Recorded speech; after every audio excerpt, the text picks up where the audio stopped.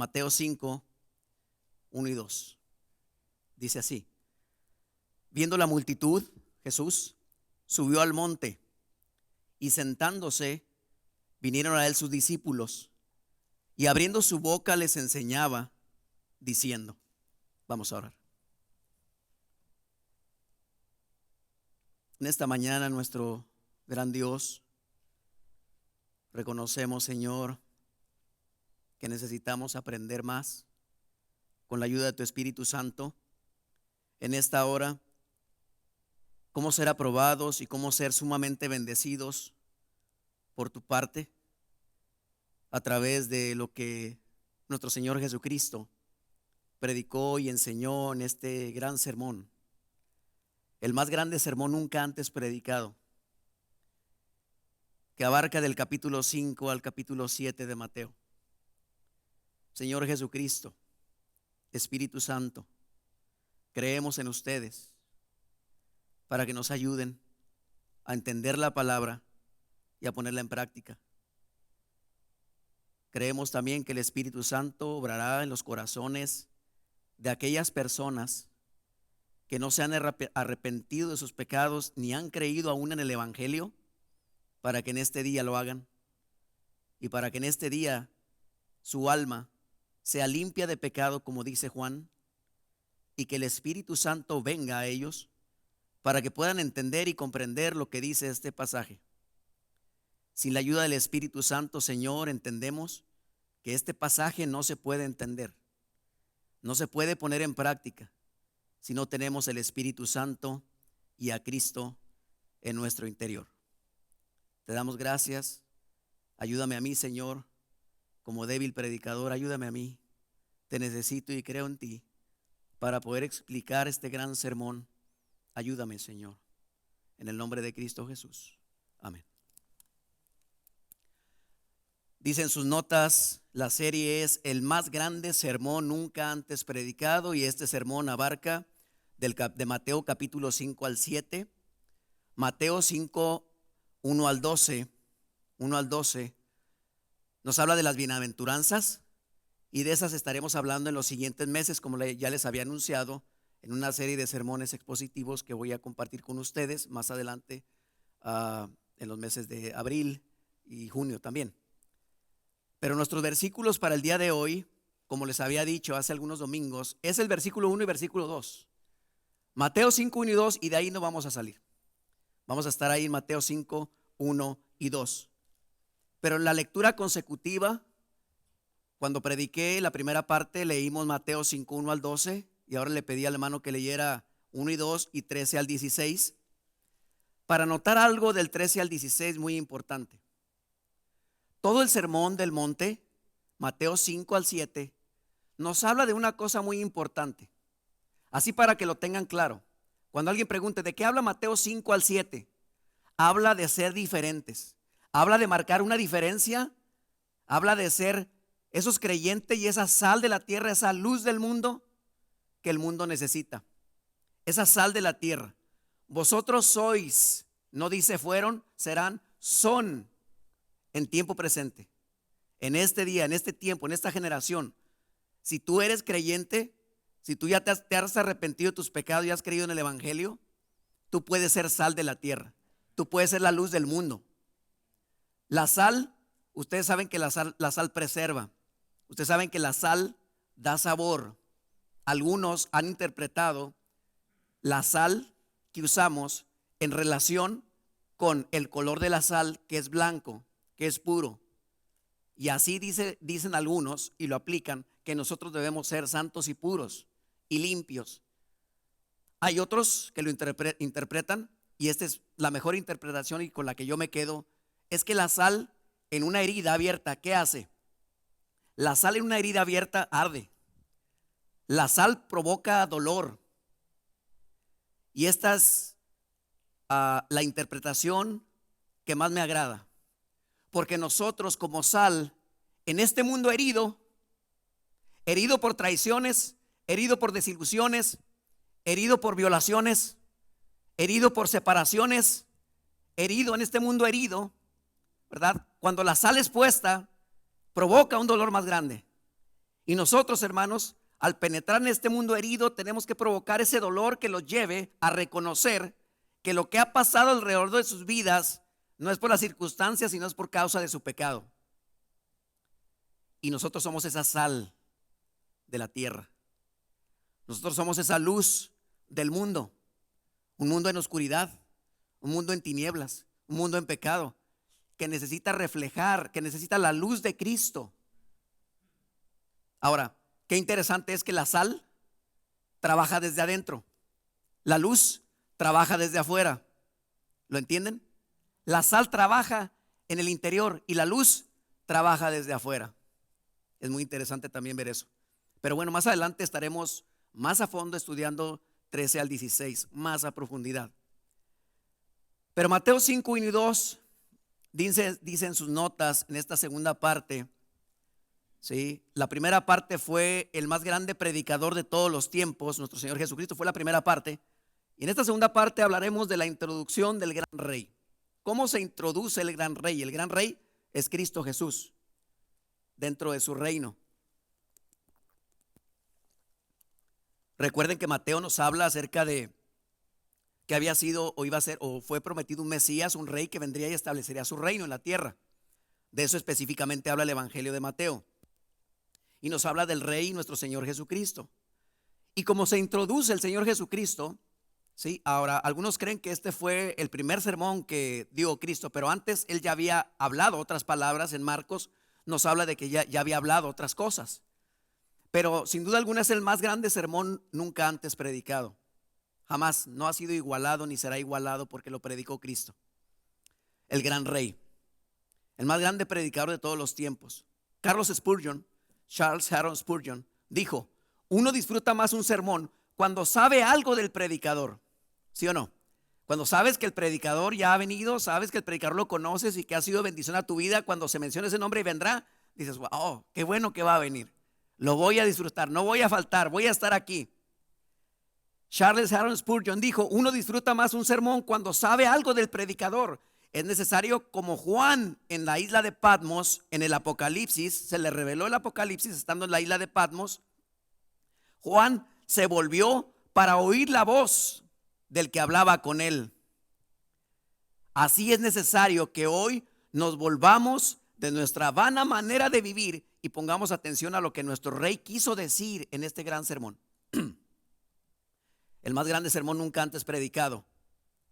Vimos una razón poderosa en la primera parte para entender y estudiar este gran sermón, la autoridad y grandeza del predicador. Y esta gran verdad, mis hermanos amados, encierra que solo Jesucristo tiene la autoridad soberana y divina para aprobar y para bendecir a los verdaderos ciudadanos de este reino.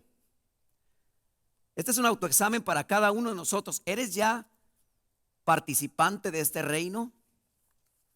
¿O eres solamente un oidor? ¿Ya has creído en el Evangelio? Recuerden que Mateo fue escrito para dar a conocer al Mesías prometido, descendiente de David, como único rey legítimo, quien establecería su reino en la tierra por la gracia de Dios, ¿verdad? Y en la gracia de Dios. Su carácter interno, ¿sí? Su carácter, a través de él nosotros aprendemos. Fuimos escogidos y elegidos por Dios. No está por demás también recordarles que existen dos reinos espirituales, porque habla de un reino aquí, pero la Biblia nos habla de dos reinos espirituales. No sé si lo sabías. Hay dos reinos espirituales, según la Biblia.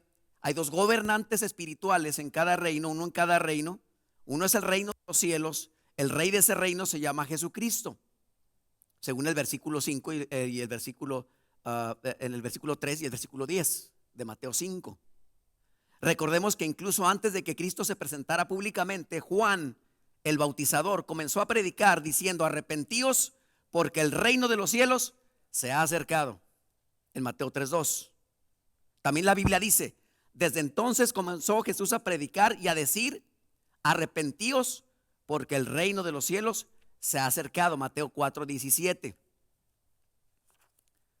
¿Cómo se entra a este reino? ¿Cómo se entra a este reino? De la manera como Cristo lo enseñó. Él dijo: el tiempo se ha cumplido y el reino de los cielos se ha acercado. Arrepentíos y creed en el Evangelio. De esa forma se entra a este reino. No se entra por el nacer. Algunos dicen, todos somos hijos de Dios. La Biblia me dice que todos somos creación de Dios, pero no todos son hijos de Dios. Mas a todos los que le recibieron, a los que creen en su nombre, les dio potestad de ser hechos ¿qué? Hijos de Dios. A los que creen en su nombre. ¿Cómo se entra a este reino? Como Juan lo dijo y lo enseñó en Mateo 3, 1 y 2. Arrepentíos y creed en el evangelio. ¿Cómo se entra a este reino? Como el apóstol Pablo lo enseñó. Hoy en día se dice, y le recomiendo que nunca digas esto: cuando tú quieras hablar a una persona que no tiene a Cristo, que está perdida en sus pecados y que tú quieres compartir el evangelio, nunca debemos decir Dios tiene un plan maravilloso para tu vida. No debes decir eso. Dios tiene un plan maravilloso para tu vida. Hoy muchos pastores están predicando eso en iglesias. Y la gente viene porque dicen Dios tiene un plan maravilloso para mi vida. Y cuando se entregan al evangelio, creen en el evangelio, comienzan los problemas. De esto estabas hablando, del plan maravilloso para mi vida. Pues si tengo más problemas que antes. Tristemente, una hermana allá en Ciudad Juárez, donde yo conocí de Cristo, en la iglesia donde yo conocí de Cristo, una hermana conoció de Cristo, supuestamente tuvo muchos problemas, tuvo muchas situaciones difíciles, se apartó del camino. Cuando fuimos a visitarla, ella dijo, ahora me va más bien, me va más mejor, estoy mucho mejor que cuando iba a la iglesia. Nunca debemos decir Dios tiene un plan maravilloso para tu vida. Momento, porque el apóstol Pablo no nos enseña eso. La predicación del apóstol Pablo en cuanto al evangelio, para poder entrar al reino, no dijo Dios tiene un plan maravilloso para tu vida. Cuando comienza el apóstol a predicar en el libro, en la carta a los Romanos, no dice eso. Comienza con un saludo del 1 al 7. Después comienza comenzando a describir lo que es el evangelio y cómo él ha sido apartado para el evangelio de Dios, que él había prometido por sus profetas en las Sagradas Escrituras acerca de su Hijo nuestro Señor Jesucristo, según versículo 4 de Romanos, que fue declarado con poder según el Espíritu de santidad por la resurrección entre los muertos. Después de esto tenemos su oración, ¿sí? En 8 versos. Él dice, así que en cuanto a mí, pronto estoy para anunciaros el evangelio, también a vosotros que estáis en Roma. El versículo 15. Y de ahí los versos tan conocidos que conocemos en Romanos, que dice así: porque no me avergüenzo del evangelio. ¿Por qué? Porque es poder de Dios para salvación a todo aquel que cree, al judío primeramente y también a quién, al griego. Y el versículo 17 dice, porque en el evangelio la justicia de mi Dios se revela por fe y para fe, como está escrito, mas el justo por la fe vivirá. Y enseguida de esos versículos, el apóstol Pablo no dice Dios tiene un plan maravilloso para tu vida, judío o griego, no, sino dice, porque la ira de Dios se revela desde el cielo contra toda impiedad e injusticia de los hombres que detienen con injusticia la verdad. Pues habiendo conocido a Dios, no le glorificaron como a Dios, ni le dieron gracias, sino que se envanecieron en sus razonamientos y su necio corazón fue entenebrecido. Así es como predica el evangelio el apóstol Pablo, y así lo debemos de predicar nosotros, hermanos. Y en el capítulo 2 comienza: por lo cual eres inexcusable, oh hombre o mujer, quien quiera que seas tú que juzgas, pues en lo que juzgas a otro te condenas a ti mismo, porque tú que juzgas haces lo mismo. Inexcusable somos. Por ejemplo, ¿cómo se entra a este reino? Como lo predicó, como lo enseñó Cristo, como lo enseñó Juan el Bautizador, como lo enseñó Pablo, pero también como lo enseñó el apóstol Pedro. Acompáñenme, si son tan amables, a Hechos capítulo 3. Hechos capítulo 3. Estamos hablando de 2 reinos espirituales. Estamos hablando de cómo se entra a este reino. Si alguno aquí no ha entrado al reino de Dios, aquí está la clave en estos pasajes. El apóstol Pedro lo enseñó en Hechos capítulo 3, 19 al 21. Dejen un momento Mateo 5 y vayamos a Hechos capítulo 3, versículos 19 al 21.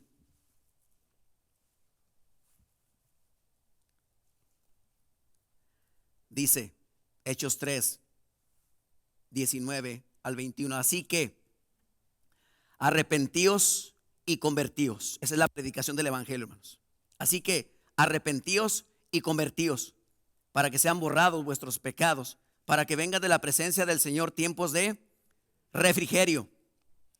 Y Él envía a Jesucristo, que os fue antes anunciado, a quien de cierto es necesario que el cielo reciba hasta los tiempos de la restauración de todas las cosas, de que habló Dios por boca de sus santos profetas, que han sido desde tiempo antiguo. Así habla el apóstol Pedro, así lo predica. Tiempos de refrigerio, dice. Y la restauración de todas las cosas tiene una relación muy importante. Podría referirse a la segunda venida del Señor Jesucristo. Y la palabra refrigerio es sinónimo de la venida y recibimiento del Espíritu Santo, profetizado en Isaías 32, versículos 15, Isaías 44, 3, Isaías 59, 2.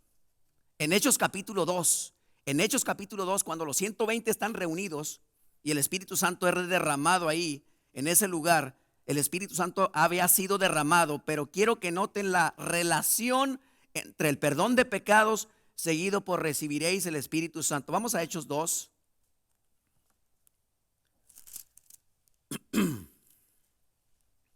Verso 38.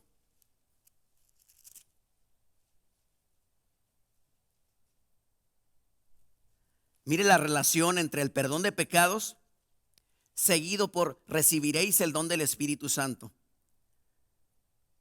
En el capítulo 3, verso 19, que ya leímos, dice: arrepentíos y convertíos para que sean borrados vuestros pecados. Mire lo que habla aquí de una manera semejante en el capítulo 2, verso 38. 2:38. Pedro les dijo: arrepentíos y bautícese cada uno de vosotros en el nombre de Jesucristo para perdón de los pecados, y recibiréis, ¿lo notan?, el don del Espíritu Santo. Vean, mis amados hermanos, aquí la relación entre el arrepentirse, creer y recibir el Espíritu Santo.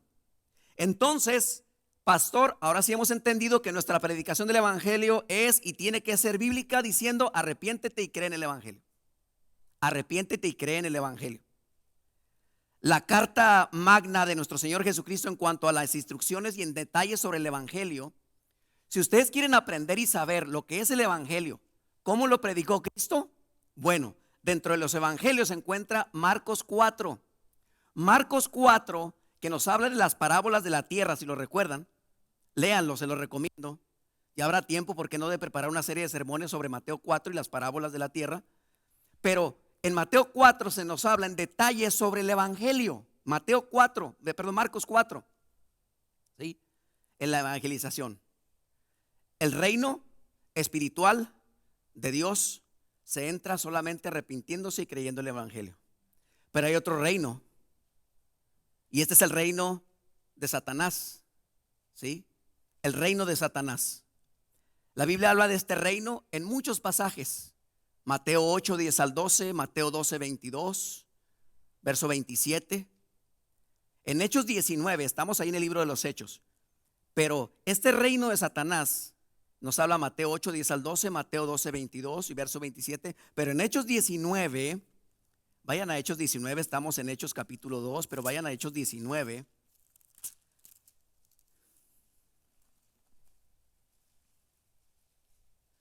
No sé cuántos recuerdan lo que pasó en Hechos 19, 11 al 17. Hechos 19, 11 al 17.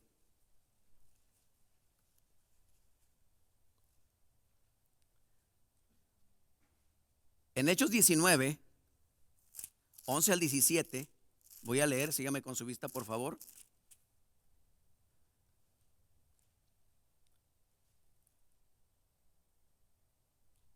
Y hacía Dios milagros extraordinarios por mano de Pablo, de tal manera que aún se llevaban a los enfermos los paños o delantales de su cuerpo, y las enfermedades se iban de ellos, y los espíritus malos salían. Pero algunos de los judíos, atención, exorcistas ambulantes, hoy en día existen exorcistas ambulantes, intentaron invocar el nombre del Señor Jesús sobre los que tenían espíritus malos, diciendo: os conjuro por Jesús, el que predica Pablo. había 7 hijos de un tal Esceva, judío, jefe de los sacerdotes, que hacían esto. Pero respondiendo el espíritu malo dijo, fíjese, trataron de sacar el espíritu malo y el espíritu les habló y les dijo: a Jesús conozco y sé quién es Pablo, pero vosotros, ¿y ustedes qué? Venimos en el nombre del Señor Jesús y vamos a sacarte el espíritu. Hoy en día en muchas iglesias se usa eso, ¿sí o no? Exorcistas ambulantes. No tienen el poder ni de Cristo, ni de Pablo, ni de Pedro, ni de los apóstoles para hacer eso. Y estos llegaron también, y dice que eran 7 hijos de este hombre. Os conjuro por Jesús, el que predica Pablo. Sí, cómo no. Pero respondiendo el espíritu malo, versículo 15, pero respondiendo el espíritu malo dijo: a Jesús conozco, mis respetos, es el Rey de Reyes y Señor de Señores, ¿sí? Y nos ha destinado al infierno eterno. A Jesús conozco. Fíjese, la teología de los demonios. Teológicamente conocen a Jesús, saben quién es Jesús. Tristemente, mucho más que nosotros. Dice: a Jesús conozco. A Jesús conozco y sé quién es Pablo, pero vosotros, ¿quiénes sois? ¿Sí? ¿Vosotros quiénes sois? Dice ahí. Tremendo. Al 17 les dije, ¿verdad? Dice versículo 16: y el hombre en quien estaba el espíritu malo saltando sobre, fíjese, saltando sobre estos 7 y dominándolos, pudo más que ellos, de tal manera que huyeron de aquella casa desnudos y heridos. ¿Se acuerdan del endemoniado gadareno? ¿Se acuerdan de él? Que dice el evangelio que tenía una cantidad de demonios y que andaba en los sepulcros dando voces y que le ataban con cadenas y grillos y los rompía de los pies y de las manos. Tenía una fuerza tremenda porque tenía una fuerza como de 12,000 o 18,000 hombres, una legión completa de demonios dentro de él. Cristo viene, lo encuentra, le saca a los demonios. Los demonios dicen: Jesús, has venido acá para atormentarnos antes de tiempo, porque saben ellos, los demonios y Satanás, que serán atormentados un día en el infierno por la eternidad. Sácanos de aquí, mándanos a ese grupo de puercos, de cerdos que andan ahí, por favor. Porque los demonios quieren habitar cuerpos, quieren poseer cuerpos, y lo hacen, eso existe. Eso existe.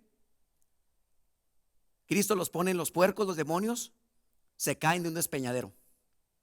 Se caen. Y aquel hombre, dice la Biblia, que andaba desnudo también. Pero ahora, cuando Cristo le saca a los demonios, lo encontraron vestido, sentado y en su juicio cabal. Y estos 7 que trataron de sacar un demonio de un hombre, ese demonio se echó sobre ellos y los dejó de la misma manera como andaba desnudo el gadareno. Desnudos y heridos. Sigue diciendo versículo 17: y esto fue notorio a todos los que habitaban en Éfeso. Toda la ciudad se dio cuenta. Qué vergüenza. Así judíos como griegos, y tuvieron temor todos ellos, y era magnificado el nombre del Señor Jesús. Era exaltado el nombre del Señor Jesucristo en ese lugar. La Biblia dice también muchos de los que habían creído seguían viniendo, confesando y declarando las cosas que practicaban. Y muchos que practicaban la magia, juntando sus libros, los quemaban a la vista de todos. Calcularon el precio de los libros y hallaron que llegaba a 50,000 piezas de plata. Y así crecía poderosamente y prevalecía la palabra del Señor. Ahora, en este reino de Satanás, la mayoría de la gente está en este reino. Cuando no cree en el evangelio, cuando no se arrepiente de sus pecados, siguen en este reino, y su rey, o su príncipe mejor dicho, es Satanás. La Biblia dice en cuanto a nosotros, que pertenecemos al reino de Dios, el cual nos ha librado de la potestad de las tinieblas y trasladado al reino de su amado Hijo. Colosenses 1:13. La Biblia dice: en los cuales anduvisteis en otro tiempo siguiendo la corriente de este mundo, conforme al príncipe, no dice rey, al príncipe de la potestad del aire, el espíritu que ahora opera en los hijos de desobediencia. Satanás tiene hijos. desobedientes, que no quieren creer ni arrepentirse. Él tiene su reino y Él es un príncipe, es un rey que sabe su futuro. Pero nosotros, hermanos, fuimos trasladados de ese reino, de su reino al reino de Dios. La Biblia dice, porque también Satanás tiene hijos, en cierta ocasión, dice la Biblia en Juan 8:44, Cristo dijo: vosotros sois de vuestro padre el diablo, y los deseos de vuestro padre queréis hacer. Dijo. Y lo dice: si vuestro padre fuese Dios, ciertamente me amaríais, porque yo de Dios he salido. Juan 8:42. Estos son los dos reinos espirituales que existen. ¿A cuál reino perteneces? Estos son los dos reinos. ¿A cuál reino perteneces? ¿Al reino de Satanás o al reino de Dios? Jesús le dijo a Nicodemo, un hombre de los fariseos, principal entre los judíos. Por cierto, Nicodemo significa victorioso, conquistador sobre el pueblo. De cierto te digo que el que no naciere de nuevo no puede ver el reino de Dios. Juan 3:3. Esa es nuestra predicación. Arrepiéntete y cree en el evangelio. Pero yo vengo a la iglesia y yo leo mi Biblia y yo oro: arrepiéntete y cree en el evangelio. Esa es nuestra predicación. John MacArthur dice lo siguiente, y estoy muy de acuerdo con él. Cito, dice: cualquier esfuerzo por manipular el resultado de la evangelización, cambiando el mensaje o estilizando al mensajero, es un error. La idea de que más personas se arrepentirán si solo el predicador se hace más atrayente o más chistoso, invariablemente dará lugar a que la iglesia sufra en carne propia un desfile ridículo de tipos que actúan como si su encanto personal pudiera llevar a las personas a Cristo. ¿Qué pudiera tener yo para poder llevar a una persona a Cristo? Yo no tengo nada, hermanos, en lo absoluto. Y hay muchos predicadores que se paran en el púlpito siendo atrayentes. Quieren atraer a la gente con muchas cosas, con su carácter, con su estilo, con chistes, con cosas, para que vengan y el evangelio sea atrayente y puedan venir a los pies de Cristo. Dios nos libre de eso algún día. El sermón del monte, el sermón más grande que nunca se ha predicado o se había predicado, nos habla de los herederos del reino, pero a la vez es una herramienta poderosa para evangelizar. Y tú, hermano y hermana, eres un instrumento para poder llevar el evangelio. ¿Sí? Dios lo ha puesto en tus manos. Eres una herramienta poderosa. Mateo 5:1 y 2. Vayan a Mateo 5:1 y 2. Hay dos reinos. A ese reino solamente se entra arrepintiéndose y creyendo en el evangelio. No es a través de una religión.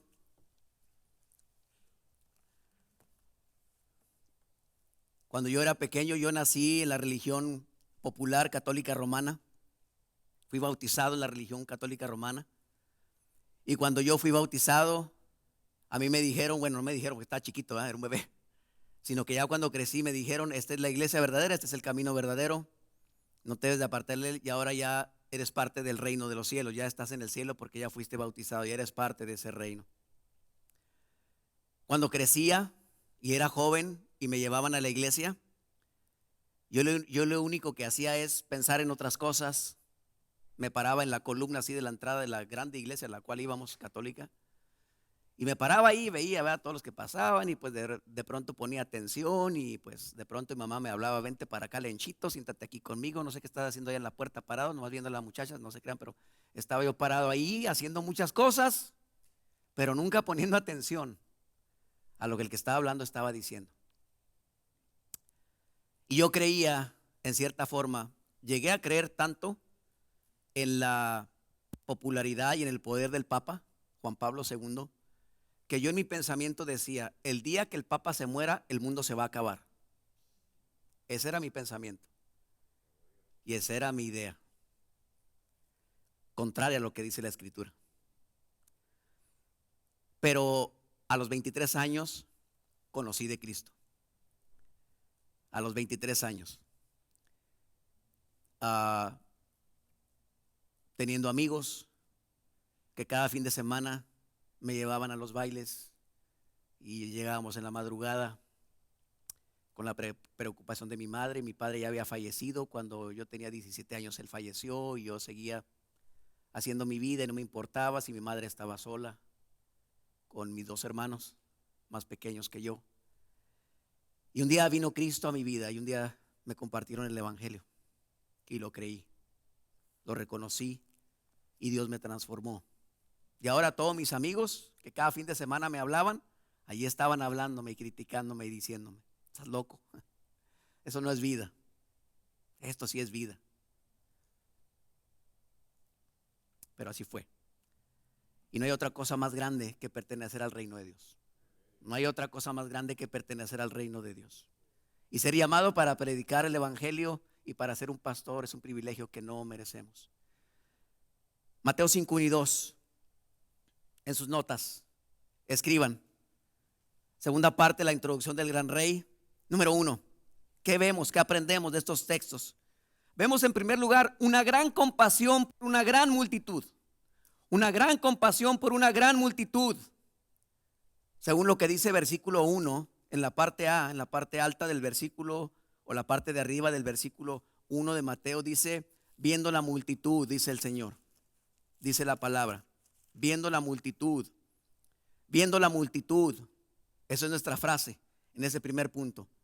Jesús siempre, atención, Jesús siempre se interesó por las multitudes, sí, porque les tenía compasión. Mateo 4:23, vean, un capítulo antes, ahí arriba, verso 23. Y recorrió Jesús toda Galilea, enseñando en las sinagogas de ellos y predicando el evangelio del reino y sanando toda enfermedad y toda dolencia en el pueblo. Vayan ahora al capítulo 9, Mateo 9:36. Vean la compasión de Jesús por las multitudes. Gran compasión, una gran compasión por una gran multitud. Mateo 9:36. Dice Mateo 9:36. Y al ver las multitudes, ¿qué? Tuvo compasión de ellas. ¿Por qué? Porque estaban desamparadas y dispersas como ovejas que no tienen pastor. Vayan al 14:14, Mateo 14:14.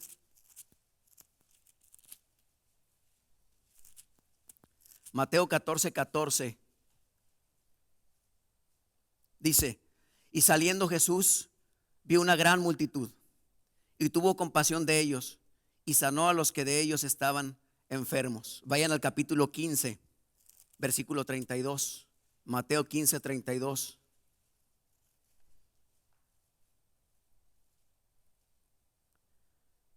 Dice Mateo 15:32.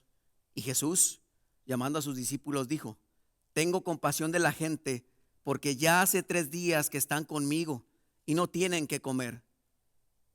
No tienen que comer. Y enviarlos en ayunos no quiero, no sea que desmayen en el camino. ¿No deberíamos nosotros tener la misma compasión de Cristo por la gente? Pero no la tenemos. No la tenemos. Nos falta más compasión. Tengo compasión de mí, pero los demás, hay que se las arreglen como sea. Cada quien se rasque con sus propias uñas. Y la misma gente a nuestro alrededor donde vivimos, en nuestro vecindario, nuestros vecinos, tu vecino a la izquierda, tu vecino a la derecha, señorita, tu amiga y tu amigo que no tienen a Cristo, no nos interesa, no tenemos compasión por ellos. Deberíamos de tener esa misma compasión. Son como ovejas sin pastor. ¿Y qué pasa cuando una oveja está sin pastor? Los que son de rancho y conocen que hay que pastorear las ovejas y hay que sacarlas a comer y hay que sacarlas a beber agua, y no puedes dejarlas solas en el monte y en el campo, porque en el monte y en el campo hay que depredadores como coyotes y como quienes, como lobos que se las pueden devorar, se las pueden comer. Habrá un texto que nos diga Cristo que las ovejas o la gente corre peligro porque hay un lobo, y la Biblia dice que hay un león también afuera en el mundo tratando de devorar a este mundo. El lobo viene y arrebata las ovejas, dice la Biblia en Juan 10:12. Esa gran multitud estaba compuesta por todo tipo de personas, ricos y pobres, poderosos como ignorantes, ladrones, prostitutas, enfermos, endemoniados. Hoy en día hay una gran multitud allá afuera también. Gente abandonada, amargada, perdida, con sus ilusiones destrozadas, porque un día la violaron o un día lo violaron, porque un día sus padres se separaron y quedó solo y huérfano y alguien más tuvo que cuidar de él y no fue la mejor vida y ahora está amargado, ahora está frustrado, ahora tiene un problema. Hoy en día hay una gran multitud de hermanos allá afuera, gente abandonada y amargada. Cristo, cuando nos habla de la multitud y la necesidad de la gente, Cristo ve más allá, sí, de la pobreza, de sus enfermedades, como la lepra, al haber nacido ciegos, sordos o mudos. Más allá ve la necesidad de rescatarlos del pecado. Y esa misma necesidad debemos de ver nosotros también. La gente hoy día, como en ese entonces, está perdida sin Cristo, sin esperanza y van rumbo al infierno. Y hoy es necesario predicar el evangelio, como lo hacía, por ejemplo, Pablo, Pedro, Juan, el mismo Cristo, pero grandes hombres de Dios como Jonathan Edwards, predicando el mensaje, pecadores en manos de un Dios airado, usando Deuteronomio 32-35, que dice así: mía es la venganza y la retribución, a su tiempo su pie resbalará, porque el día de su aflicción está cercano y lo que les está preparado se apresura. Y también Jonathan Edwards, en aquel gran mensaje que les había compartido la vez pasada, que cuando se predicó en Winfield, ese pequeño pueblo en aquel lugar, la gente alrededor desde lejos oía los llantos y los gritos de los que estaban dentro de la iglesia arrepintiéndose, creyendo en el evangelio, cuando escuchaban la predicación, pecadores en manos de un Dios airado. Y usó Juan 8:23 y les dijo: vosotros sois de abajo, yo soy de arriba, dijo Cristo. Vosotros sois de este mundo, yo no soy de este mundo. Juan 8:23. ¿A qué mundo perteneces, hermano? ¿A qué mundo perteneces tú que estás aquí? Jonathan Edwards predicó diciendo: la ira y enojo de Dios es expresada en los tormentos del infierno. Allí sienten y experimentan el furor de su ira. Sí, Dios está más enojado con otros tantos que ahora están en la tierra. Sin duda, está airado con muchos que están en esta congregación. Él predicó así. Dios está enojado con los que están en el infierno. Dios está enojado con los que están afuera, pero Dios está más enojado con los que están adentro. Así predicó Jonathan Edwards. Está más enojado con otros tantos que ahora están dentro de la congregación, con quienes está airado con más facilidad que con muchos de los que se encuentran ahora en las llamas del infierno. Pero no es que Dios se haya olvidado de su impiedad, ni se resienta por ello. La razón por la que no desata su mano y los corta o nos corta, Dios no es en conjunto como uno de ellos. Su condenación, cito, no se duerme, el abismo está preparado, el fuego ya está listo, el horno está caliente, listo para recibirlos, las llamas se inflaman y arden, la espada resplandeciente está afilada y se sostiene sobre ellos, y el abismo ha abierto su boca bajo ellos, el diablo está listo para caer sobre ellos, dice Jonathan Edwards. Momento que Dios permitirá. Ellos le pertenecen al diablo, él tiene sus almas en su dominio. Es triste ver cómo mucha gente hoy en día no quiere reconocer que Cristo es la única solución y el único camino. Hermanos, ves a tu alrededor la gente y no les importa. No les importa que un día pueden ir al infierno el día que mueran. En esta semana trabajando ahí, en mi trabajo, había un electricista temporal que fue contratado y pues yo le conozco a él en parte por lo que el jefe nos platica de él, que pues, está solo, vive solo, ya está separado, ya no está con su esposa ni con sus hijos, es un alcohólico y él huele a alcohol y está fumando y está fumando y está fumando y fuma en áreas donde no se debe fumar. Estábamos trabajando dentro de una electrical room, o sea, un cuarto eléctrico donde hay corriente de 220 y hasta 320 y más, y transformadores y todo en un cuarto pequeño de como unos 4x4, y él fumando adentro, encendiendo el cigarro y todo, y nosotros ahí. Y yo le dije: a lot of cigarettes, my friend. Muchos cigarros, ¿no? Be safe your health. Be careful with your health. Cuida tu salud. ¿Y saben lo que me dijo? Sacó un cigarro de su cajetilla y dijo: ¿Quieres uno? Riéndose. ¿Quieres uno? Y siguió fumando. La gente no sabe que va rumbo al infierno. No les interesa, pero nosotros que sabemos, podemos nosotros, hermanos, predicar el evangelio para que esa gente no vaya al infierno. Oren por él. Se llama Jason Scott. Dice Mateo 5:1. Regresemos a Mateo 5:1. ¿Estamos ahí? Mateo 5:1. Viendo la multitud, el Señor Jesús ponía atención a la gente, a la multitud y a su necesidad de perdón de pecados, más allá de su hambre, su enfermedad, su pobreza, todo lo de fuera. Él miraba lo de adentro, viendo la multitud. O sea, viendo la multitud desde adentro significa viendo la multitud desde adentro. Yo te pregunto, ¿qué es lo que ves en la multitud? Jóvenes, ¿qué es lo que ves en la juventud de hoy? ¿Cómo están los jóvenes hoy, las señoritas hoy? Viviendo en un mundo perdido. La vida para los jóvenes es ¿qué? Libertad. Me voy de la casa. Ya no es que cumpla mis, déjame. Ya no dicen 18 ni 21, ya es más que tenga mis 12. Déjame que cumpla 12. Y no me ves, no me vas a ver, papá, mamá. Así que pórtate bien. Cumple mis caprichos. Haz lo que yo quiero. Si no me voy, le hablo a la policía y te vas a la cárcel. Jóvenes, señoritas, ¿qué ven en la juventud? Una gran compasión por esta gran juventud. Eso veía Cristo y nosotros debemos de verlo también, viendo la multitud. Número 2, vean sus notas. Número 2, ¿qué más aprendemos? ¿Qué más vemos en estos versículos 1 y 2? En una introducción del gran rey, que él hace un gran escenario para el gran maestro. Vemos un gran escenario para el gran maestro. ¿Dónde dice eso?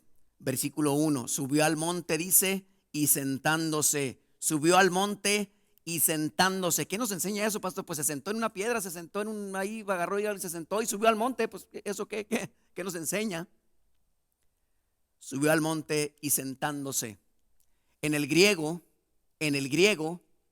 no dice que es un monte, dice el monte. Ese monte era desconocido hasta ese día que Cristo se sentó ahí y predicó el mensaje. No un monte cualquiera. ¿Sí? ¿Por qué lo sabemos? Bueno, ese monte en realidad, una colina probablemente, no tenía nombre hasta que Jesús predicó allí.